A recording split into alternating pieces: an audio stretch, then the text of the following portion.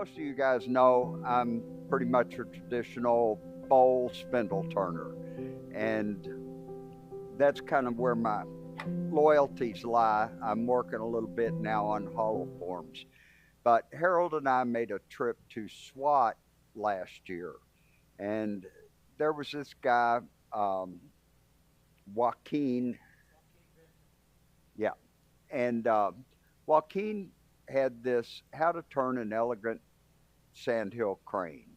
So I looked at his pictures and I thought, damn, Kathy could do something with those. So I went to his demonstration and he came out with these great forms um, that you can customize. I mean, like this one's got a more rounded belly, this one's got a more swooped belly. So I turned the first one and took it into the house, and within an hour it had been papered and had a beak put on it. And it's like we've done something with this. Um, so here's some examples, and I'll pass these around. The beaks on these, this one's a toothpick, this one's clay, this one is a bamboo stick that I took to the belt sander and made a point so that I could get different sizes. You can turn noses, or yeah, you can do one looking straight up. Put an onion on. She's like, I want one with an onion on top. So it's just a really versatile project, and you can do all sizes. Plus, well, I'll show you at the end of my PowerPoint. You could use it to turn offset candlesticks. You can use it to do a Christmas tree that swerves over on top. You can do an offset um, lighthouse where it's sitting. You leave the natural bark on the bottom of your piece, and you can set the lighthouse off to the side. So there's a lot of different uses for it, and it was a heck of a lot of fun to build the chuck. And that's really what the demonstration is. It's more about how to build a chuck. You can, and this is the off-center chuck, and I'll go through a PowerPoint presentation on how to do it. But you have your inch marks on top, and you can tighten the face down so that you can repeat that same cut by going back to your measurements, and it moves both directions. And you tighten them down with a wrench so that it holds it in place. Now, this is my sixth version of this chuck. Two of them went the way of not doing a lot of offset turning and putting my tool rest too close, and as the piece swung around, the chuck went and tore the face off. That happened twice. Um, One time I did it without putting the T-nuts on the back. I put them in the middle. Well, that lifts the T-nuts out, so I had to do one with the T-nuts in the back. I finally got one I'm happy with.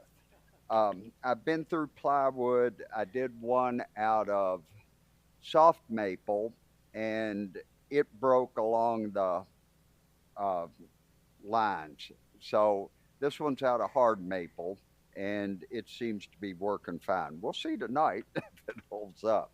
Now, if you're so inclined, you could buy an Axminster offset chuck, and you could get one of those for about 90 bucks. Um, Consequently, I found this today in my toolbox that and I could have saved a whole lot of work. Cat, what's that? No. um, Kathy and I bought out Tom Grisbala's shop, and Tom did a lot of crazy offset turning stuff. And I was just kind of digging through a drawer today, and it's like, oh, I I've got one. So I could have saved myself a lot of misery. You can also buy one from Robert Sorby, and that runs about 140 bucks. And they've got a really nice one that you got to figure out how to get here from England because they only sell that one in England. So there are opportunities to buy one if you're not inclined to build your own. So let me run through this real quick. I just started, or you got to flip me. Okay. This is the Paul Howard style off-center wood turning jig. So I've given you measurements. We're going to put this on the club website so that you can have the individual pieces. What you need is two 6¼ inch square pieces of 3/4 inch plywood, two 1/4 inch by 1.5 inch bolts, two 1/4 inch washers, one 2.5 inch washer, two 1/4 inch number 20 T-nuts, and 4 wood screws. So there's not a lot of expense, and you need the face plate that came with your lathe. Or you can turn a recessed inset to mount it to your chuck. That's the back of the top piece, and you can see where the 2.5 inch washer is in there. You'll have to drill holes in the washer and countersink it, but I've given you the depth measurements on that. The reason they put that in there is your wood screws in to the back of the chuck, or in the back of the faceplate, and after you do it 2 or 3 times, the wood just starts to trash out. So that helps keep it around. That's the inner circle front. There's not a lot done with that, and then the back's got the T-nuts and your faceplate. So first thing you do is cut yourself 2 6¼ inch pieces of plywood, and then with finishing nails, you want to tack the outer 4 corners. Don't go in through the outer 4 corners, and then attach your faceplate to the back. You'll mount that to your lathe and just take a small drill, and I used a 3/32, and drill through it so that you've got an indexing point between the 2 pieces of wood when you take it apart, put it back together. After you drill the hole, scribe yourself a 6-inch circle and draw that on the outer face. So then you have to take it apart, and on your outer face, use a square and just make 90-degree cross. And then you're going to drill 2 5/8 inch holes. The one on the bottom comes 1/2 inch from the bottom. The one on the top comes 13/16 from the top. And that establishes your top and your bottom. So the 1/2 inch hole will always be your bottom. And you'll need to reference that. Then put it back together, mount it on the lathe, and you'll want to cut an 1.1 inch hole just 1/2 inch deep. And that's this hole on the front. And you only want to go 1/2 inch so that you can go 1/4 inch deep with your washer on the back. And that gives you some room there. Put your T-nuts on the back, and then take it to your bandsaw. And because you've tacked those 4 corners, you can cut the circle, and that'll release it. So then you assemble those pieces and turn it around on your lathe. Not a big deal. Then I went and used a Forstner bit to do that 2.5 inch piece. And you can see I've given you the measurement 7/16 from the outside of the circle in. And this is really, this was the hardest part for me. You go ahead and put in your bottom bolt.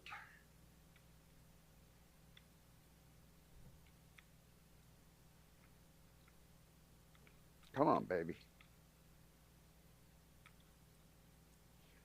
Then I stuck a pencil through this T-nut, and I rotated the top back and forth to get my arc. Come in, thanks.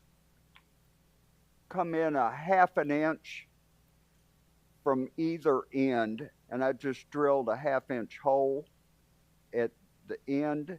And if you're router savvy, you can router that thing.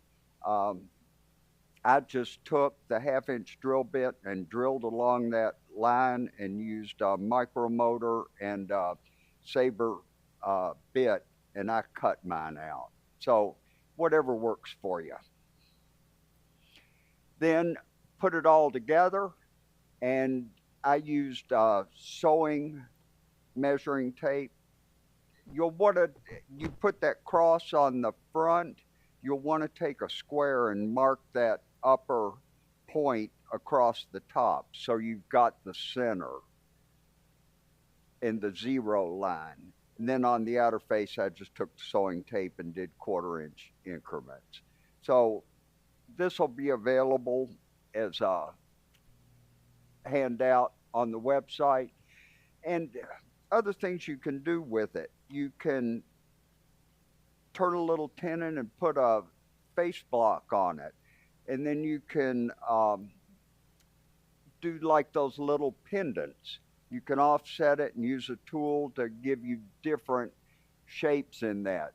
That's the lighthouse I was talking about and the Christmas tree. And that's one of Waukeene's wonky candlesticks. So it's an imagination thing, and it's really, you just got to kind of play with it. And since Kathy retired, we've kind of cut back on the woodworking business, and I've just been playing in the shop, just trying to see what we can do and how we can do it differently. So to get this thing started, on all your pieces, you'll want to turn 1 1/8 inch tenon, and that just helps you center the piece when you get it on here. And I saved us the time. I went ahead and rounded a piece of sycamore and turned the 1 1/8 inch. And then that just sits in your slot.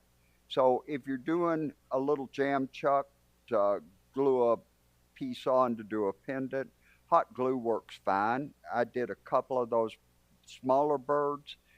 I'll turn my tenon, put it on, and I just ran a bead of hot glue around the outside. The bigger pieces, you kind of need a set of screws in it. So what I've done is I use deck screws. You can use any kind of wood screw to do this. And I kind of pre-drilled it last night to make it easier for us to get there. Any questions on the chuck and what we're doing before I get into this? Yeah, Loretta. Is there a reason that diameter, make it the diameter to get different profits? Yeah, you could make it as big or as small as you'd like to. That's just where he started. So, and I could see making a bigger circle, you're going to get a bigger swing. So this one gives you about 2 inches. So if you want to go further than that, yeah. Or you could lower your upper screw and go with the longer scribe. You know, lower this upper screw down into here and go with the longer turn there. The only thing that'll do, you got to watch where you interfere with the size of your piece. It's hell getting old, but it beats the alternative.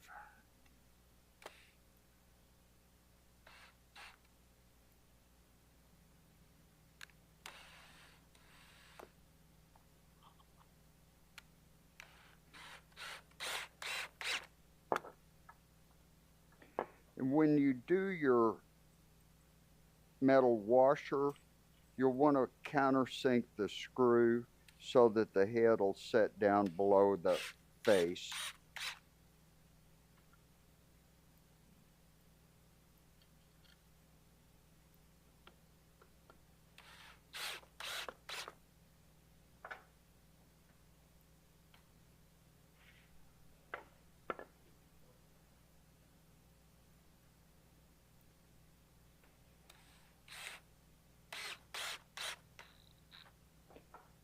Now, the other thing you're going to remember is to make a mark at 1 inch, because your screws are going to come out, depending on your screw length. So I measured mine the other day, and those screws come out 1 inch. So then you're going to put your pieces together.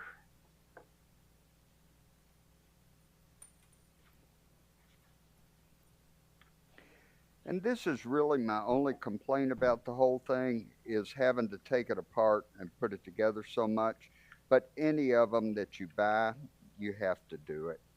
They all pretty much attach from the back side.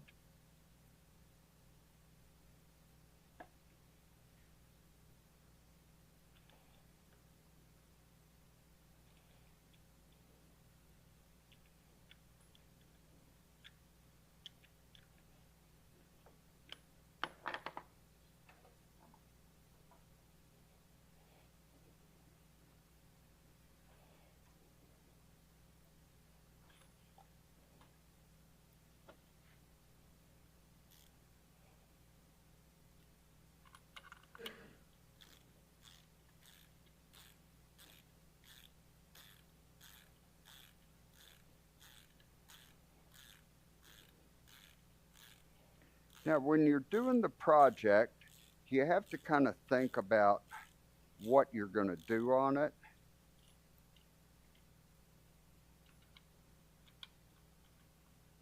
It helps when you get it in the T-nut.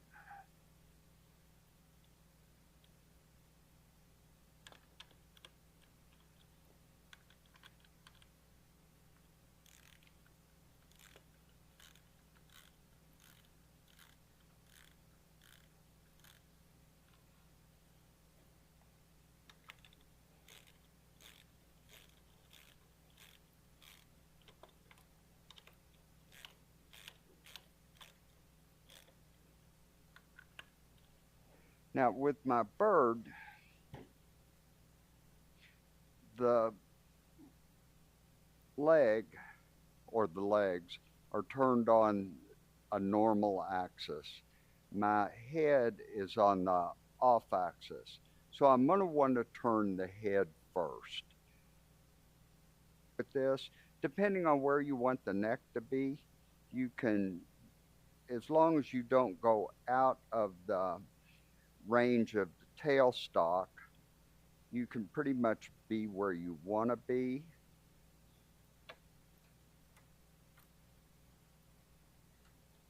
I'm going to leave that one at about 1.25 inches. Make sure your bolts are tight.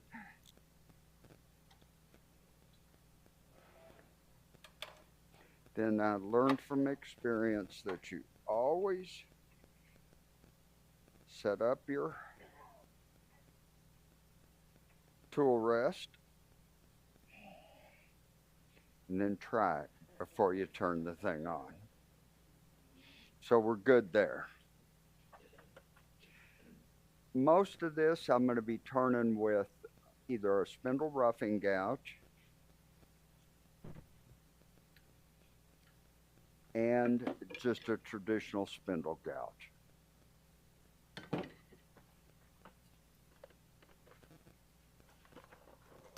So the first thing we're going to do is establish, I'm going to want my head somewhere around in here, and then I'm going to want my neck about that long. And I said, this is just, you're just going to have to experiment and decide what kind of shape you want to have. Taller neck, shorter neck.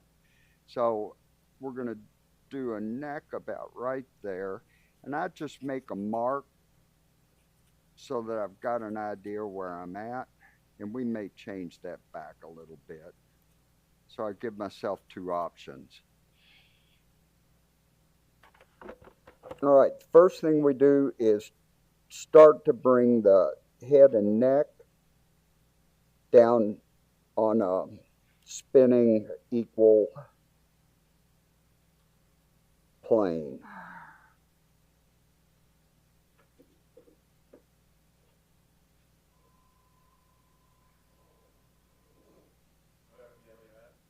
What's that? Right now 600, but it's really where you're comfortable.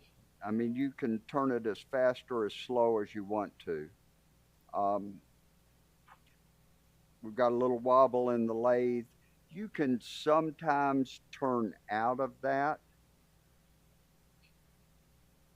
but this one doesn't look like it's going to let me. So I'll start there at 600.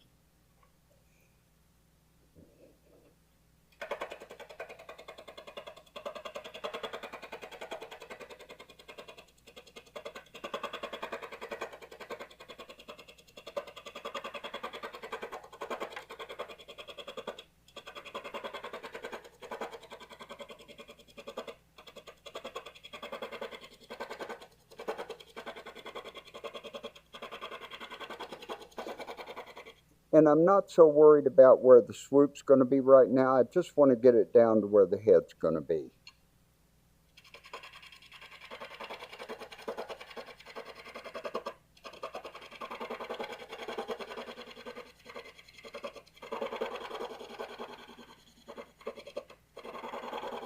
And if you watch the horizon, you can see when you're getting down to solid wood.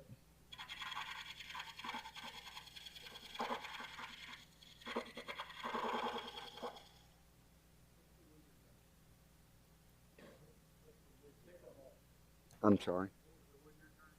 Oh, this is sycamore.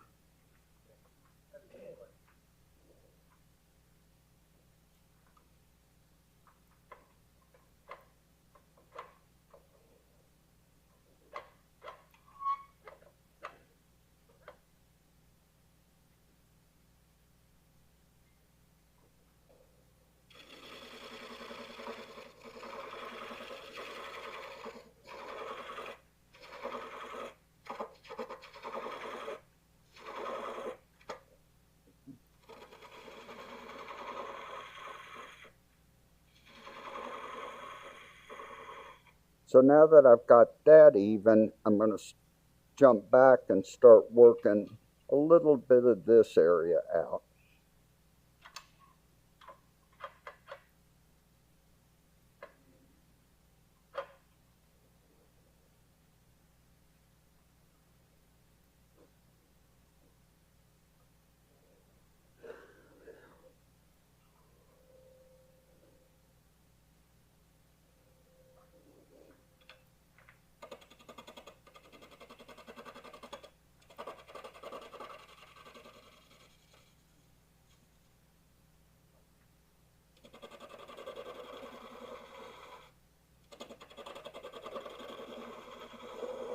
And as you're turning this part, you want to kind of keep that swooping downhill motion going, and that will give you that'll give you this shape. So you just kind of keep working that, and as you go back, you can look at your piece and decide really how far back you want to go.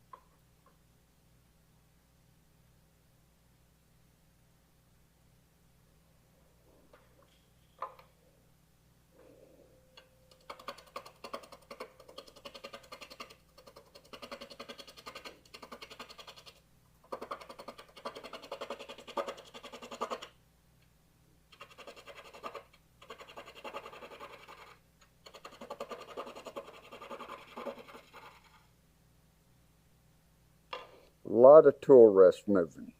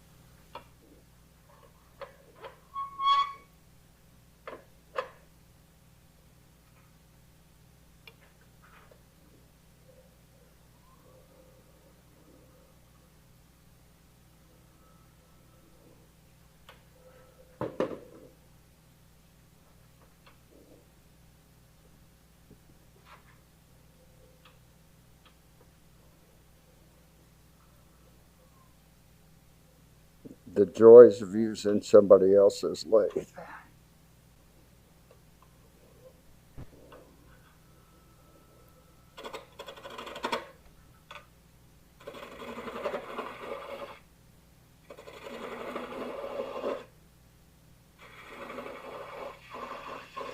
So I've decided that's about how long I want its neck to be. So I'm going to start working for size on the head.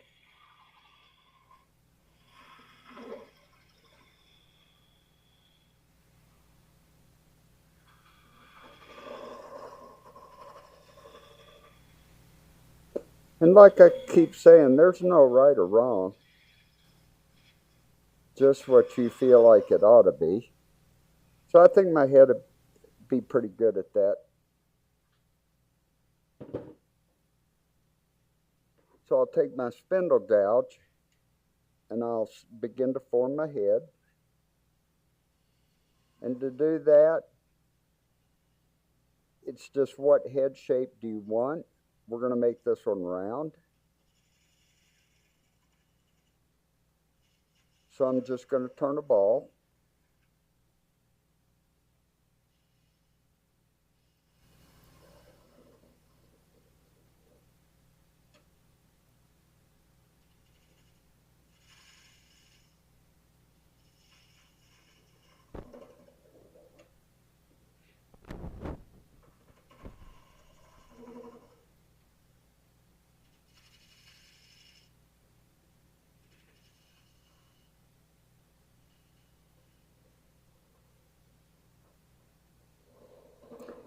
Then I have to bring my neck down to appropriate size for the head.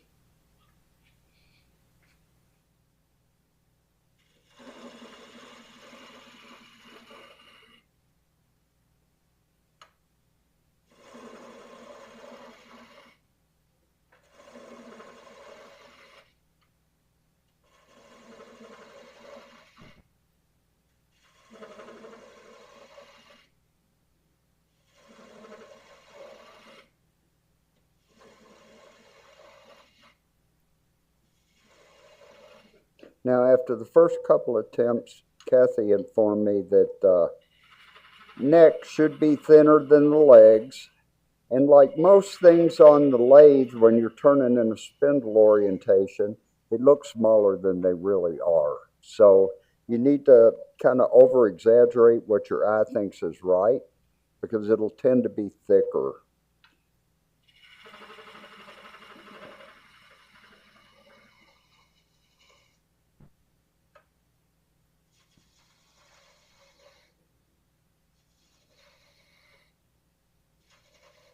So I'm happy with this size. And I'll clean up my head a little bit where it joins the neck.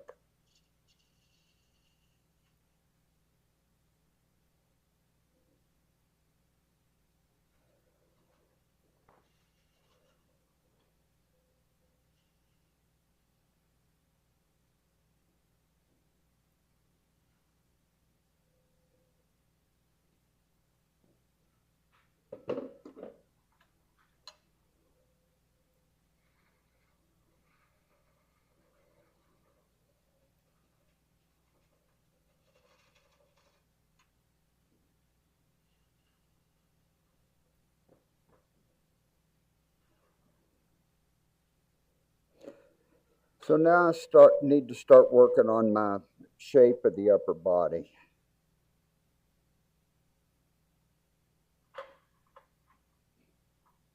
And you can see I've kind of got it there. And we're just about right in the middle of those 2 points. So I'm going to try to shoot for the middle.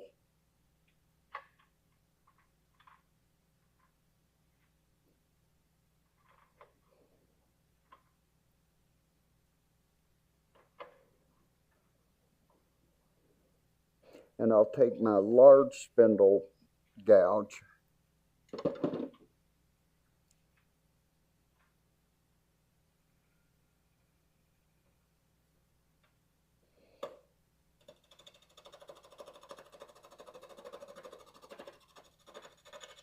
You need to move the camera. Got it. Personal assistant. So you have to watch the shadow to see what you're actually cutting. But as any spindle or any bowl gouge, you just ride the bevel. And you ask about speed.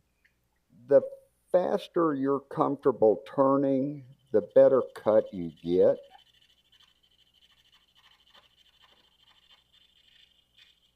And I'm just trying to blend this circle down into the body.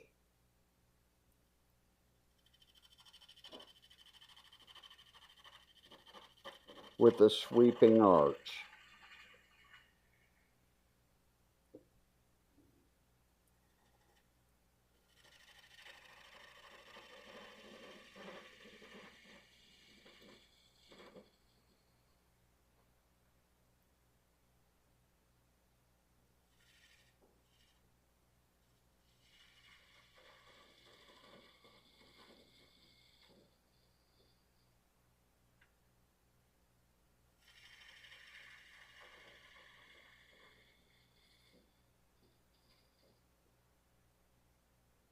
And bring that line into my neck thickness.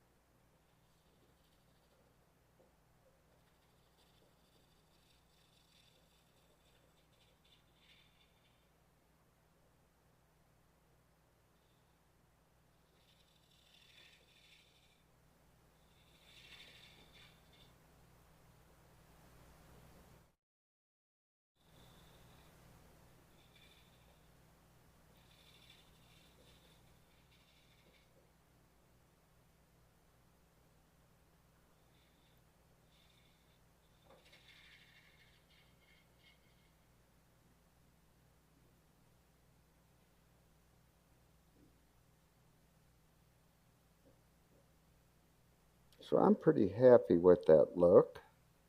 I like the swoop. And now is the time that you've got to do all your work on the upper side. Because when you change your orientation, you're going to lose your sanding. So I'm going to make one more cut down the body just to see if I can clean that up a little bit.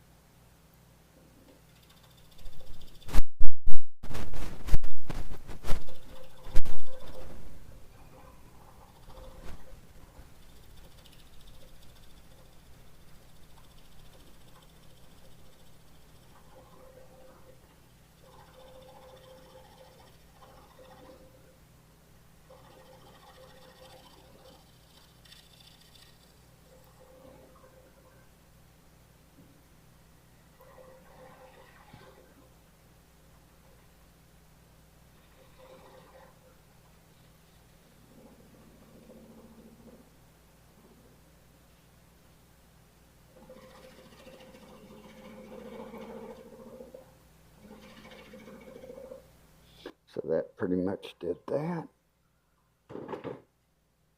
I'll just hit the neck real quick with some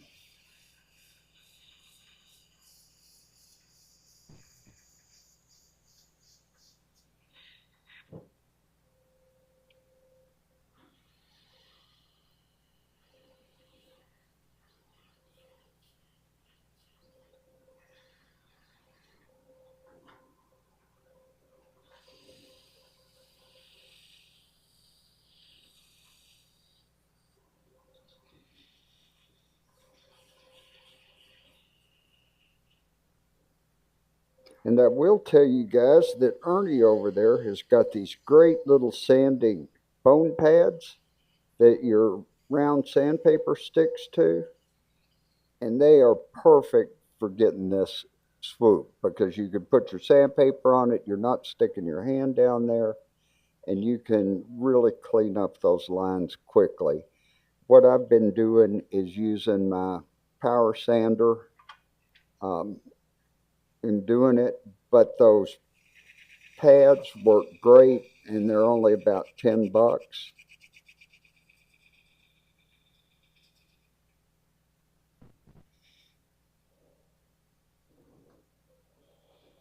But you can work out your marks, like I said. Then you want to finish your head.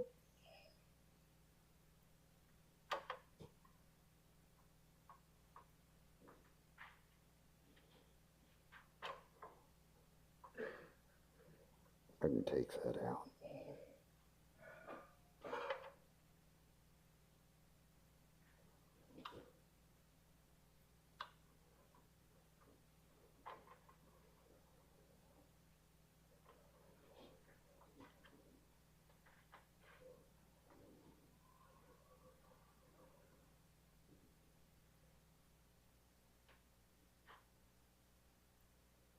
Got some tear out here I'd like to get rid of.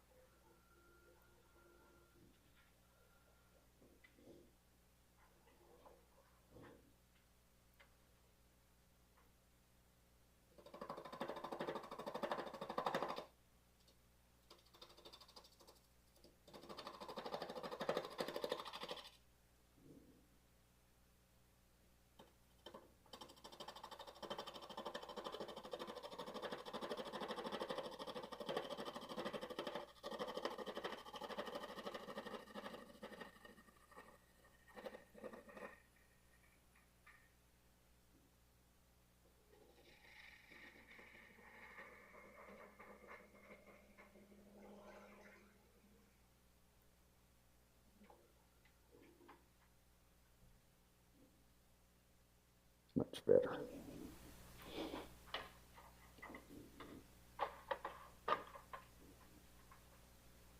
So at this point, I'm going to finish up the top of the head.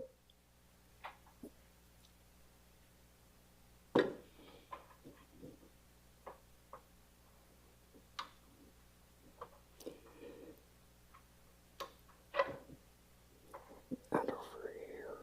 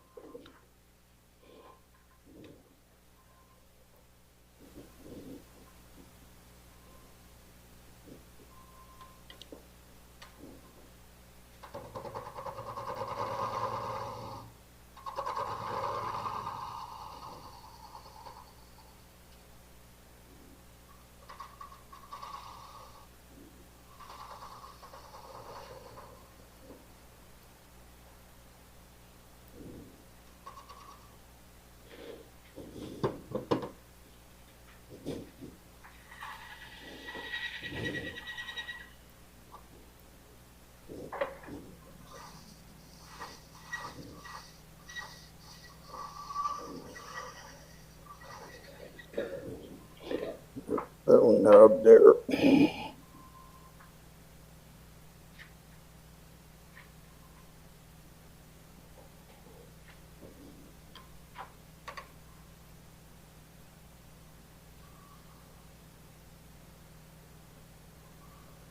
Okay.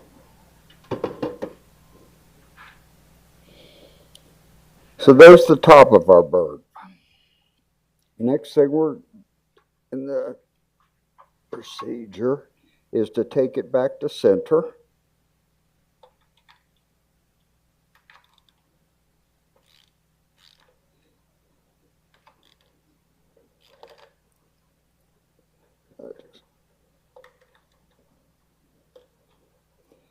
Move that back to my center line.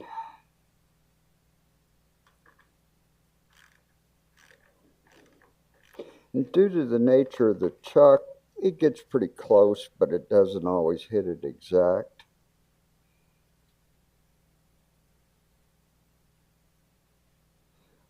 But that's pretty good for what I'm looking for. Okay. Now,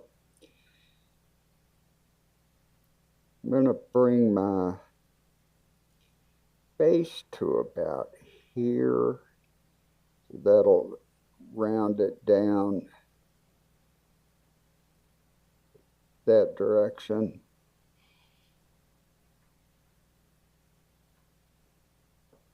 So while I've got it here, I can, now that I'm back on center,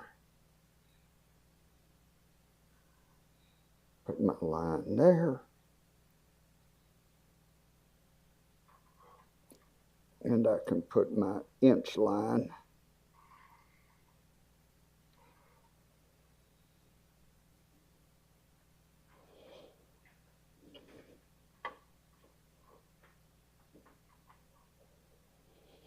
and something that I found has helped me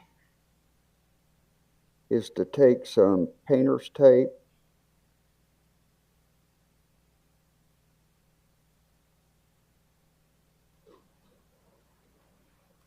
got it?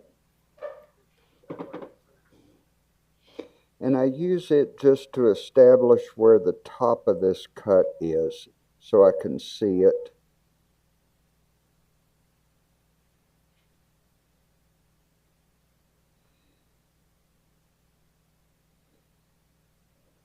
When I'm making the cut to go back down in, that gives me where that tip is, because when it's turning, it's really hard to see where that actually starts.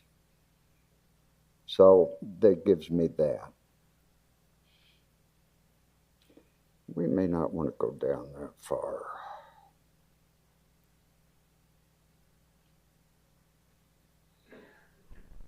I'll see, I'll start there.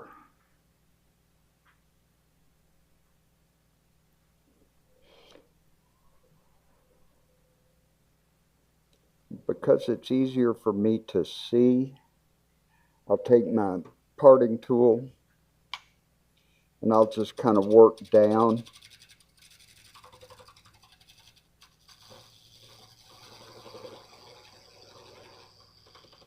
To establish where my leg is going to be.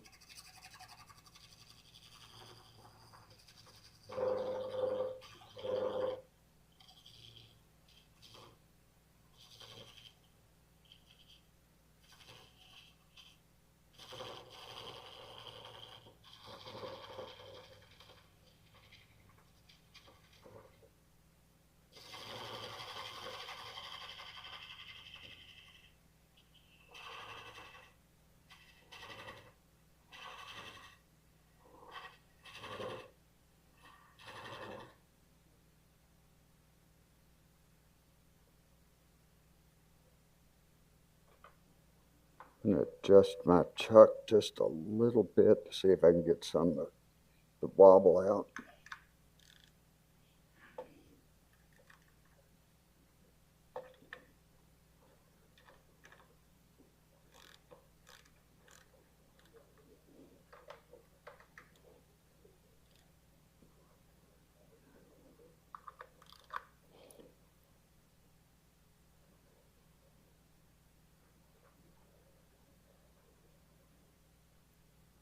That's a little better.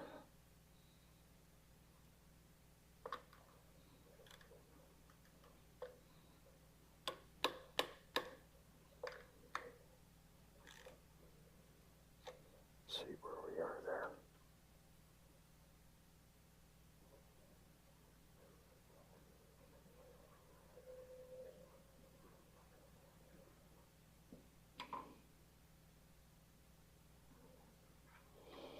Straighten that out a little bit.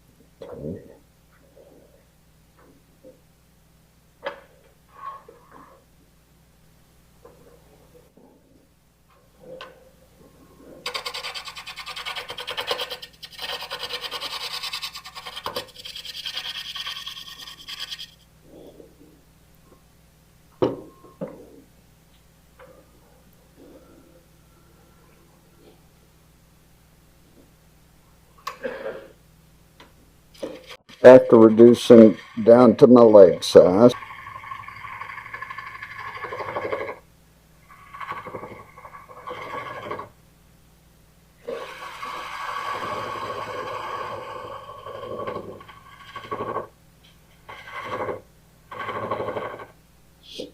So once I've done that, I'm going to start working on my body, my lower body. I'm going to start at the bottom and just start making arcs.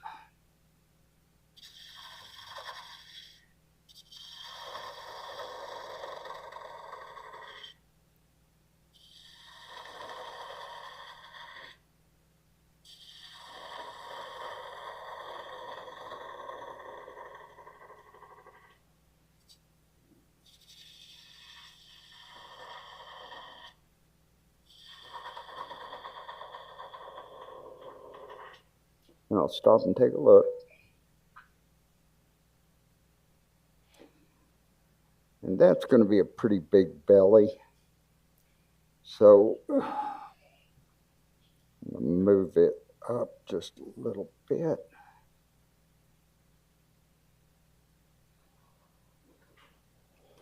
Design opportunities.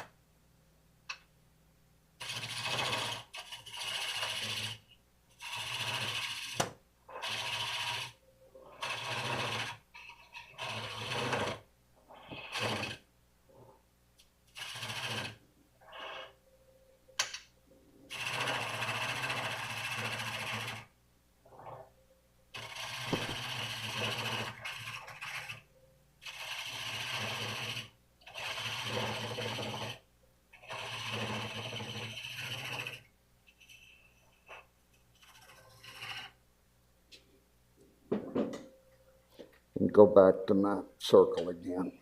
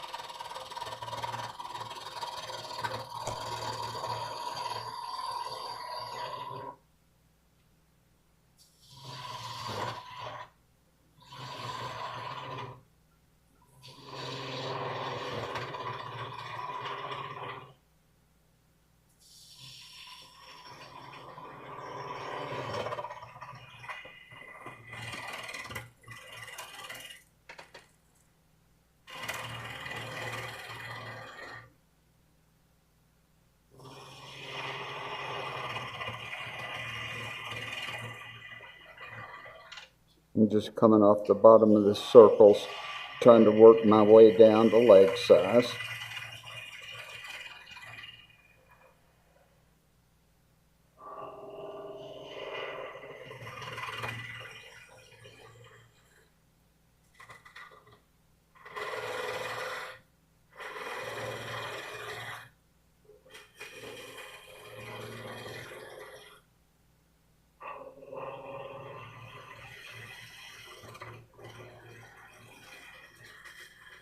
Shauna, I think I'm finally getting Ed's flower cut. We worked all day yesterday trying to get your flower cut to come out with spindle gouge, and it's working today.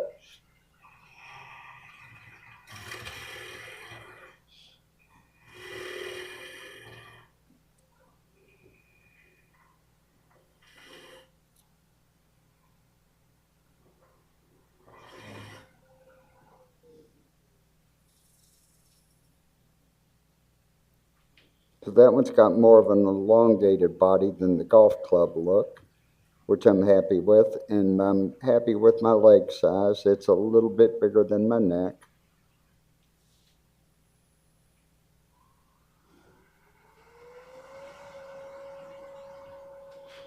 I'm going to make one more run down the body.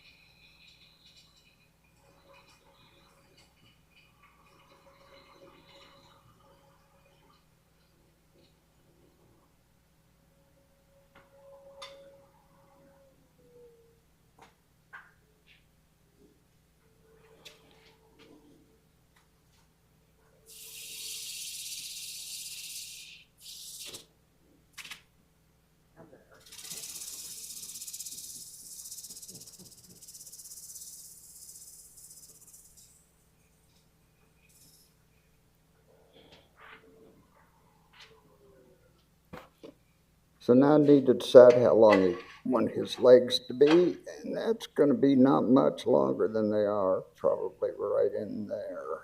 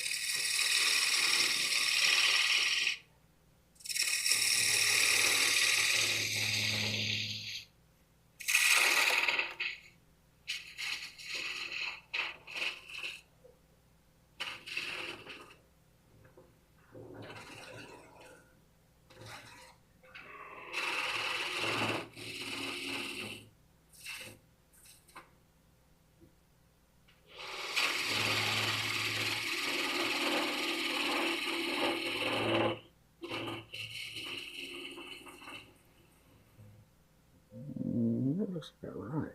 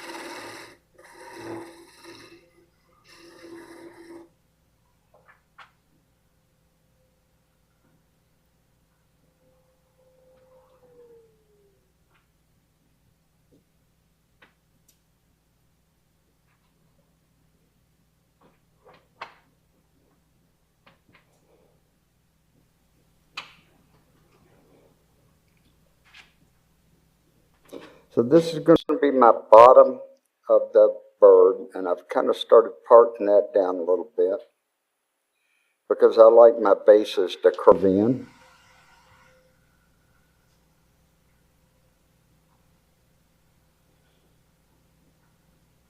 And I've left this a little bulky so that I can kind of round the top a little bit and bring it back into the leg.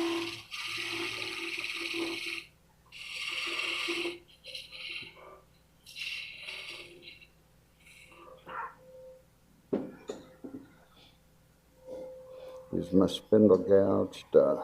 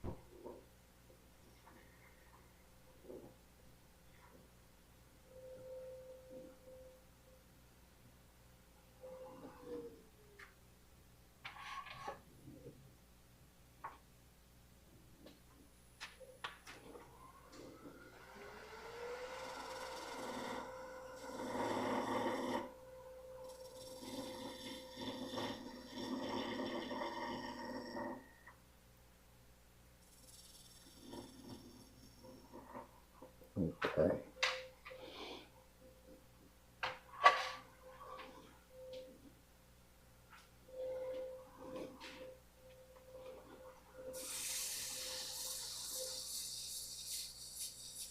Just blend your pieces in.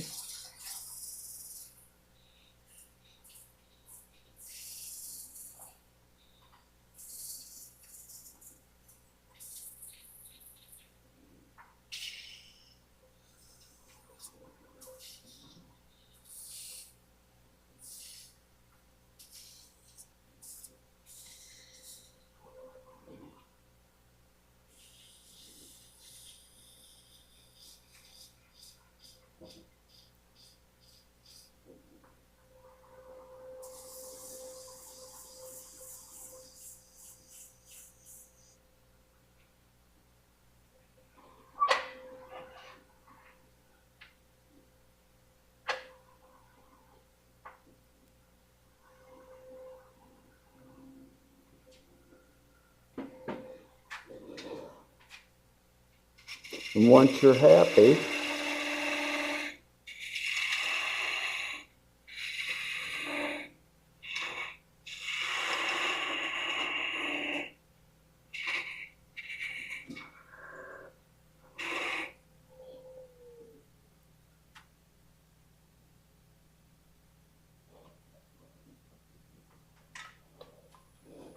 you can part away your bug.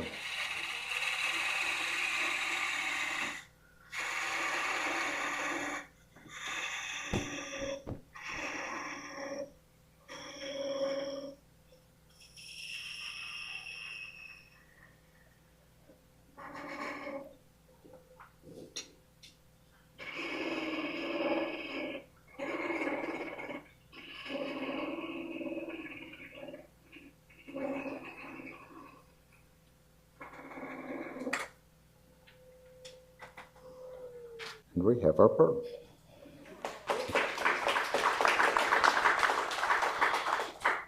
Questions? Challenge for next month is to everybody do a crane. Really That sounds cool. good. Really cool, Don. Yeah. That's it. No two are going to look alike. And what it does for me is gives me a chance to think outside of what I'm going to do. And I'm doing this little bird, but it makes me think, oh, that wouldn't be a bad shape on the ball. Or, that wouldn't be a bad shape on a candlestick. So it's really just, do I want a long neck? Do I want them to be the same size? What do I want? It starts to train your mind to think about what looks right. And it's just a big help. And as you could see, it's not anything major league hard. Yeah, getting these cuts as it's going around can be difficult, but when you come look at this, you can see there's some lines in it that are going to need to be sanded. As I look at it, I probably should have had a little longer neck, but Kathy will do something with it that'll make it look just fine. But you can burn them, you can carve them. It's just a great opportunity to have something to mess around with. So if any of you are interested, you've got my phone number. Come out and play in the shop for a bit, and we can try what you want to try. That's it. Thank you.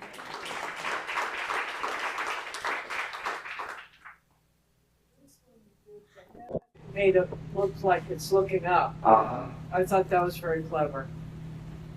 That was an order. It's like, with the numbers, it's what goes straight up in the air. Order from on high, huh? Right. Thank you very much. Anything else? Any other announcements? No? All right, we'll see you all next time.